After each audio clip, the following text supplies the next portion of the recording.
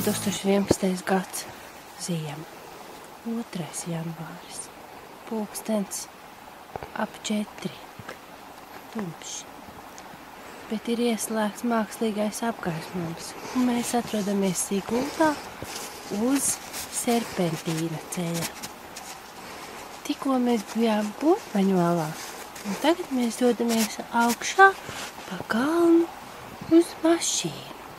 Tur mēs dzersim tēju, ēdīsim piparkūkas un būsim visi kopā laimīgi. Laimīgu jauno gadu!